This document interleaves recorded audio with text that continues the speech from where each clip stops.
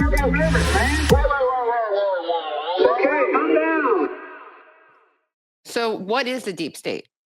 In a generic sense, it's sort of a synonym for the establishment, or you could say that like all of those private agreements between people that really are how things are run and are institutionalized.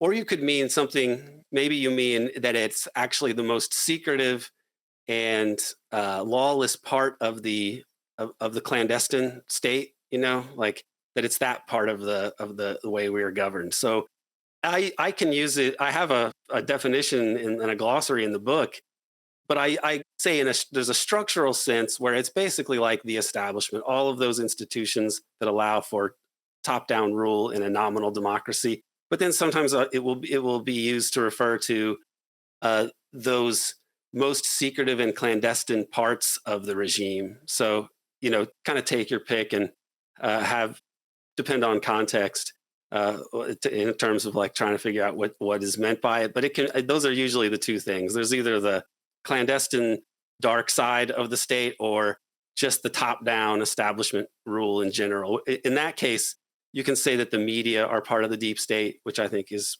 fair. Academia can be a part of the deep state. So all of these things.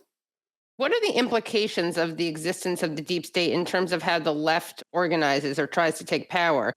Do electoral politics matter at all? I mean, does the deep state get things done regardless of who's president? That seems to be the case. I don't tell people how to vote anymore. I used to work for Barack Obama. I was on his campaign. I worked for Democrats. I don't really want to get too. I don't want to be too much saying, "Oh yeah, definitely vote." "Oh yeah, never vote." I don't think that it matters a whole lot, and I don't think that our situation is hopeless.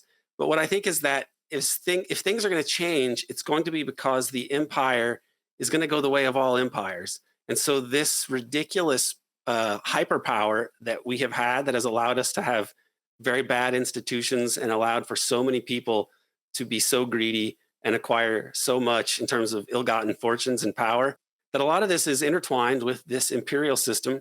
And once that starts to unwind, there's going to be a reckoning of some kind. I don't know what that's going to look like, but I think if people understand better how we got here, there's a better chance that good ideas will come to the fore when opportunities arise. And I don't want to be overly optimistic, but I don't want to be a huge downer either.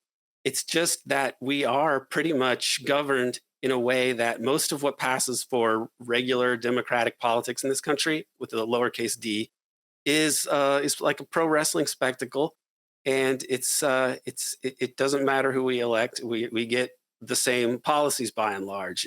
There's so many myths that we are stuck with, like that we don't have a centralized control of our system is one.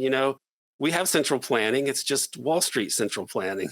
So when they talk about, oh, China, they don't have elections, so they can do these long plans. We never can. Well, that's actually not true. If you go and look at the Council on Foreign Relations War and Peace Studies project, they actually planned out the whole U.S. empire, and they did it, and we've still got it. So there are people that make plans for the long term, and they have a lot of power.